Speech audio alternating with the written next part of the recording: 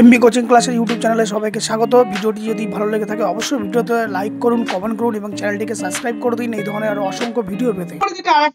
যেটা গুরুত্বপূর্ণ সেটা হচ্ছে প্লে ডে। প্লে ডে হচ্ছে একটা বিশেষ দিন। এই বিশেষ দিনে কি হয়, যেখানে হচ্ছে বিভিন্ন স্কুল কলেজে অবশ্যই এই প্লে ডে পালন করা উচিত, যেখানে এই একটা দিন দেখা হয় যেখানে এই শুধুমাত্র আনন্দ বা বিনোদনের উদ্দেশ্যে এবং ফিজিক্যাল অ্যাক্টিভিটির উদ্দেশ্য রেখে একটা দলগত সার্বিক একটা কার্যক্রম, যার মূল উদ্দেশ্য হলো সারাদিন ধরে বিভিন্ন রকম অংশগ্রহণ করা এবং শারীরিক সুস্থতা বজায় রাখা, এবং যার মূল উদ্দেশ্য হচ্ছে সবার অংশগ্রহণকে নিশ্চিত করা। আমরা যখন মূলত স্কুল কলেজে বিভিন্ন প্রকার কম্পিটিশন করি, সেখানে দেখা যায় নির্দিষ্ট কতগুলো স্পেসিফিক ছাত্রছাত্রীরাই সেই ধরনের অ্যাক্টিভিটিতে অংশগ্রহণ করে। এখন প্লে ডেটা কেন রাখবো? যাতে করে সবাই একটা ইকুয়ালি সুযোগ পায় সেই অংশগ্রহণের মধ্যে, সুযোগ পাওয়ার সেই অ্যাক্টিভিটির মধ্যে। সেখানে ডিফারেন্ট টাইপস অফ অ্যাক্টিভিটি রাখা হবে প্রত্যেকের জন্য, সারাদিন ধরে তার আনন্দের জন্য কিন্তু সে সেই অ্যাক্টিভিটি গুলোকে করবে। এর মূল উদ্দেশ্য কি?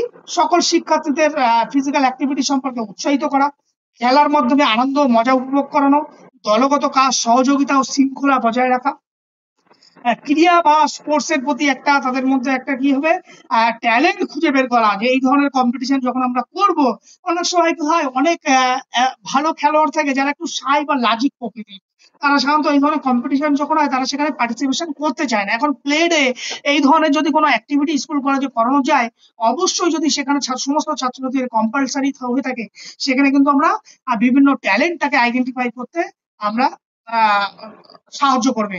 এবং এর ফলে কি হয়, আমাদের মধ্যে বিল্ড কনফিডেন্স এবং রিডিউস স্ট্রেস, আমাদের যে মানসিক চাপ সেই উদ্বেগ কমবে এবং আমাদের যে আত্মবিশ্বাস সেই শক্তিও কিন্তু আমাদের বাড়বে। কমন অ্যাক্টিভিটি কি কি হতে পারে?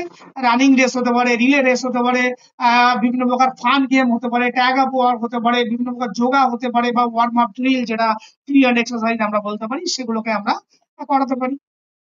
শিক্ষামূলক উপকারিতা কি? মোটর দক্ষতা সমন্বয় উন্নতি করে, হৃদযন্ত্রের কার্যকারিতা উন্নতি করবে, নেতৃত্ব সহযোগিতা শেখাবে, বিদ্যালয়ের ঐক্যবদ্ধন দৃঢ় করবে, স্ক্রিন সময় এবং বর্তমান দিনে যেটা আমাদের এই যে মোবাইল, যেটার প্রতি আমাদের দেখবে এখন সবার মোবাইলে একটা স্ক্রিন টাইম দিয়ে দেয়, হ্যাঁ, ডিজিটাল ওয়েলবিং এ, সেই মোবাইল থেকে বেরিয়ে আসা, হ্যাঁ, সেই স্ক্রিন টাইম রিডিউস করা এবং আমাদের যে অলস জীবনযাপন কাটানো, ইনঅ্যাক্টিভ লাইফস্টাইল, সেখান থেকে কিন্তু দূর হয়।